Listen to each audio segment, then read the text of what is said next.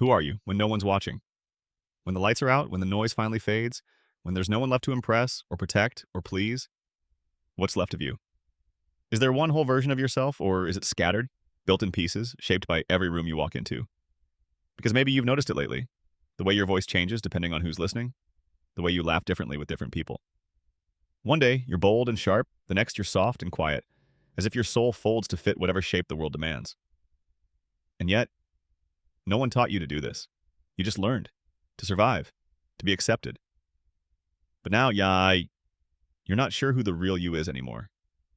Keep watching, because by the end of this, you might understand why your identity feels so split, why you can feel warm one second and invisible the next. And most of all, why that doesn't mean you're fake. Not even a little. Here's what nobody tells you. You don't have a single face. You have layers. Not masks. Layers. Skin over skin. Each one born from a different need. That version of you at work, the one who smiles quickly and speaks carefully, that's not a lie. That's the version of you who learned how to be respected. And the one with your oldest friend, the one who teases and sighs and curls their sentences like old memories, that's you too. A different kind of true. But then there's the version that flickers alone at night. Not silent, but unsure. The one who catches their own reflection and wonders, why don't I feel solid? Because sometimes being all of them means you feel like none of them. You start to wonder if you're just pretending all the time, like you're a chameleon who forgot your original color. But maybe it's not that you're fake. Maybe you're fragmented. And maybe fragmentation isn't collapse. Maybe it's just how complexity feels from the inside. We all carry echoes, words we once used to hold power, tones we rehearsed to be palatable, looks we adjusted to be less intimidating, more likable. You wear them like old layers of paint, hardened, cracked, but still there. You take pieces of people's expectations, like glass from a shattered mirror, and try to build a version of yourself that reflects them enough to be loved. But glass cuts when handled too long, and eventually you bleed in places no one can see. Some days you're drawn to a version of yourself that feels more awake. Maybe when you're traveling, or alone, or around people who don't remind you of who you're supposed to be. In those moments, there's a strange spaciousness inside you, like something tight just loosened. And maybe you even say things you've never said before. Laugh a little recklessly, feel real. But when you're back in familiar places, old versions return like muscle memory. You slip into them without even noticing. And then, walking away from the conversation, you're hit with this weird dissonance. Like you've played a role you didn't audition for. It's not always painful. Sometimes it's protective, like armor. Because certain places don't welcome your softness. Certain people don't respect your stillness. So you become who you need to be to keep moving. But the more context you fit into, the harder it becomes to know where the seams are, where you end and the performance begins. And when that silence lingers, something inside starts to speak. A quieter voice, harder to hear. But it asks things you can't ignore.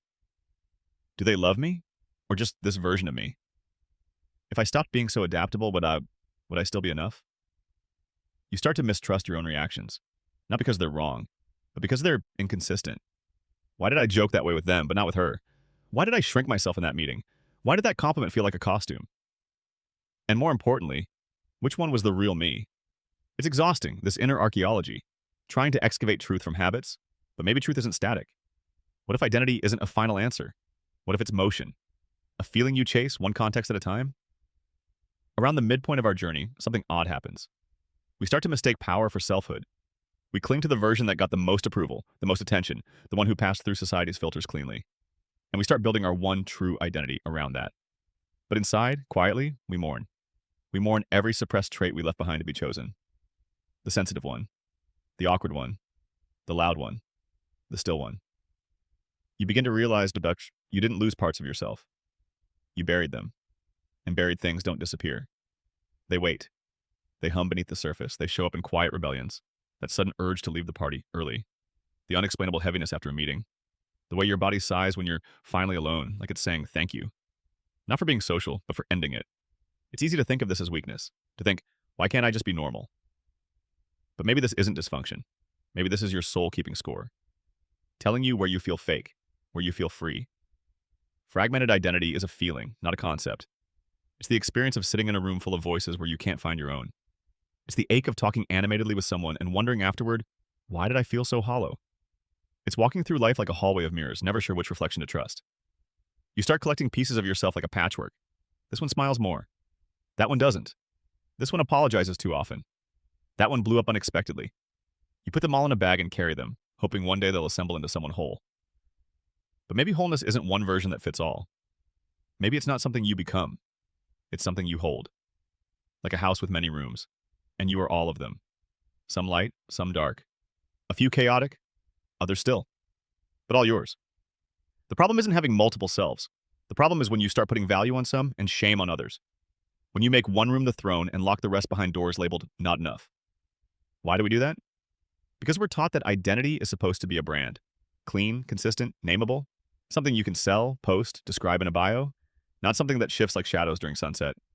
But you're not a brand. You're a person. And people are made of contradictions. That doesn't make you false. That makes you real. Still, some days it aches, especially when others expect you to pick a side. Be more confident, be more polite, be funny, but not too much. Be smart, but don't make them feel small.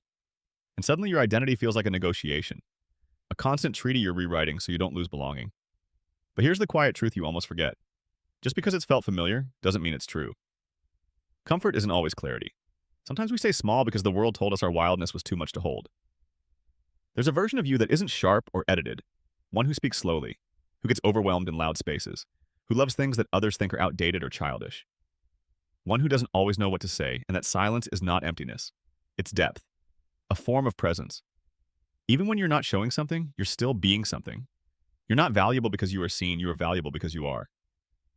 But how do we hold all these versions when the world won't? When friends expect consistency, when work demands predictability, when even family starts to say you've changed, as if evolution is betrayal. That's when you start making small decisions. You default to the version of you that meets the least resistance. But over time, you start disappearing inside your own life, like a ghost performing a memory. And in that discomfort, you might begin to wonder, what if no one knows me? Not really. Because I've never shown them everything. But showing everything feels dangerous. What if they don't like it? What if I don't like it? That's the real fear. Not just that others won't stay, but that parts of you will contradict the story you've built to survive. That the shy one will undermine the witty one. That the quiet anger you carry will stain the peace others see in you. But what if contradiction isn't conflict? What if it's character? Some of the most beautiful people we've ever known don't make sense. They're soft and fierce, logical and romantic, loud and surprisingly fragile. And you love them more not despite their fragments, but because of them. So why not you? Sometimes when it rains, I think about all the versions of me I've outgrown. The one who tried too hard in every room. The one who stayed quiet so others could feel loud. The one who lowered their voice around love because tenderness was never taught with language. They're still in here, somewhere. Not gone. Just tired liar. And in moments of silence, I still hear them whisper. Not in pain, but in recognition. Like they're saying, thank you for remembering me. Maybe that's all identity really is. Not a construction, not a performance, but a form of remembering, an unfolding, a slow return. Because even when we're lost in context, there's still a thread running through us. A softness that waits when we forget. A hum in the marrow of us. The part that refuses to disappear. Even when we're trying to hide. And maybe you're not broken, just layered. Maybe the reason your identity feels fragmented isn't because you're fake, but because you've lived. Because you've adapted, survived, adjusted, loved, left, waited, and hoped. Every version a signal, every self a shelter. And maybe, just maybe, you were never supposed to be one thing. You were supposed to be all of it.